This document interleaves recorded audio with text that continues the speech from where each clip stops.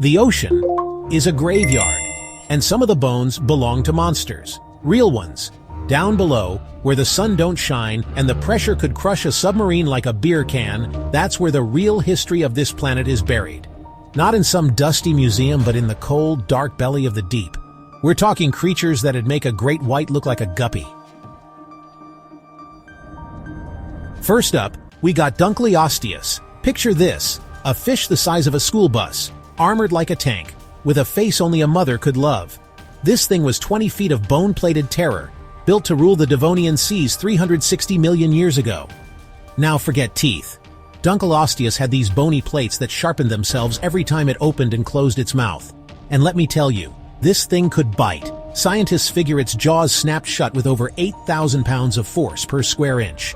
That's like having a garbage truck land on your head, only way worse. They didn't call it the bony fish of terror for nothing. One chomp from this predator and it was game over. Bones, shells, other armored fish. Didn't matter to Dunkleosteus. It was the garbage disposal of the deep, and it ate everything. Now, if Dunkleosteus was the garbage truck, Megalodon was the whole damn fleet. This wasn't just a shark, it was the shark. Imagine a great white, then double it again.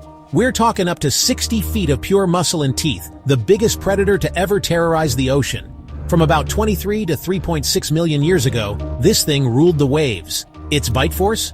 Don't even get me started. Estimates put it at over 10 times that of a great white, strong enough to crush a car like a soda can. Scientists have found megalodon teeth the size of your hand, serrated like steak knives, designed to tear through flesh and bone like it was nothing. And you know what the scariest part is? Some say Megalodon never went extinct. Some say it's still out there, lurking in the deepest trenches, waiting for the right moment to strike. Next up, we're heading to the late Cretaceous period, about 70 million years ago. And let me tell you, this ain't your grandpa's swimming hole. This is the domain of Mosasaurus, a 50-foot reptile that looked like a cross between a crocodile and a Komodo dragon, only with flippers. This thing was a torpedo, built for speed and agility in the water. It had a long, powerful tail that propelled it through the water like a freight train, and its jaws, oh man, its jaws. They were lined with rows of sharp conical teeth, perfect for grabbing and holding onto slippery prey. But here's the kicker. The mosasaur had a second set of teeth in its palate, facing backwards. So, imagine this. You're a fish, minding your own business, when suddenly you're in the grip of a Mosasaurus. You're trying to wriggle free, but those back teeth, they act like a conveyor belt, pulling you deeper and deeper into its gullet. There was no escape from this prehistoric eating machine. It ruled the waves and everything else was just lunch. Now, we're going back even further, about 244 million years ago, to meet the Archon. This thing was the stuff of nightmares. Imagine a 28-foot ichthyosaur, which is basically a reptile that evolved to swim like a fish. But this wasn't just any ichthyosaur. This was Archon, sea ruler, and it earned that name. This apex predator had a massive skull, almost 5 feet long, armed with huge teeth designed for tearing flesh. It was the top of the food chain, preying on creatures as big as itself. Scientists believed Archon was an opportunistic hunter, using its size and speed to ambush its prey.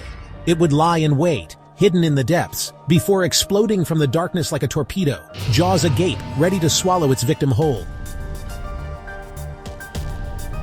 Finally, we come to Chronosaurus. This thing was named after the Titan Kronos, who ate his own children.